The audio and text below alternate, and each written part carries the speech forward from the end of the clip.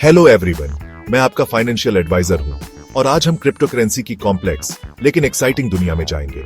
मेरा गोल है चीजों को सिंपल बनाना ताकि आप कॉन्फिडेंस के साथ इन्वेस्टमेंट डिसीजन ले सकें। चलिए शुरू करते हैं। सबसे पहले ब्लॉकचेन टेक्नोलॉजी के बारे में बात करते हैं।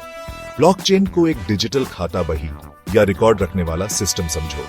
ये डिसेंट्रलाइज्ड है, मतलब कोई एक आदमी या कंपनी इसे कंट्रोल नहीं करती।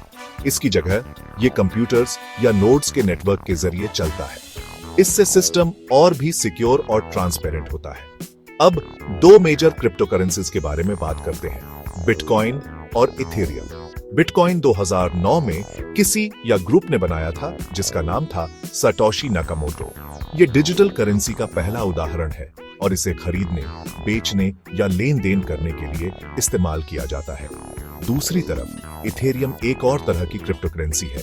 ये सिर्फ करेंसी ही नहीं बल्कि स्मार्ट कॉन्ट्रैक्ट्स के लिए भी फेमस है।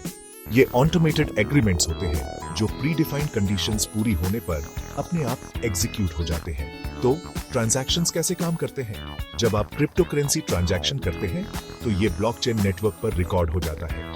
इस प्रोसेस को माइनिंग कहते हैं। इसमें specialised computers complex calculations solve करते हैं ट्रांजैक्शन को वैलिडेट करने के लिए। एक बार कंफर्म होने के बाद ये ब्लॉकचेन में ऐड हो जाता है और हमेशा के लिए रिकॉर्ड हो जाता है।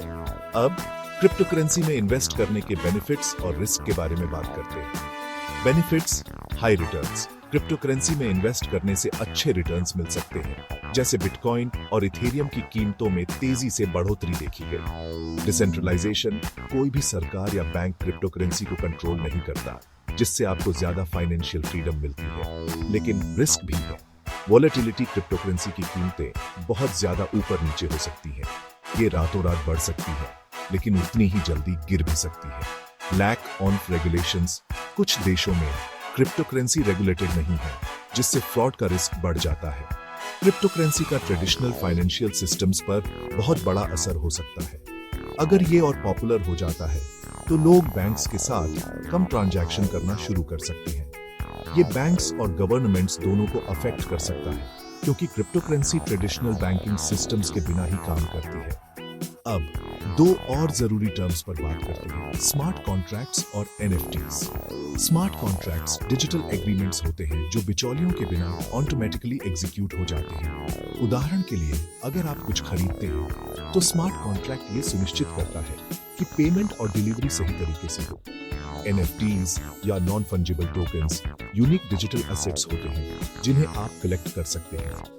ये आर्ट, म्यूजिक, वीडियोस और दूसरे डिजिटल कंटेंट हो सकते हैं जो एक ही होते हैं और उनकी कॉपी नहीं बनाई जा सकती। तो ये क्रिप्टो करेंसी की दुनिया का एक छोटा सा इंट्रोडक्शन था।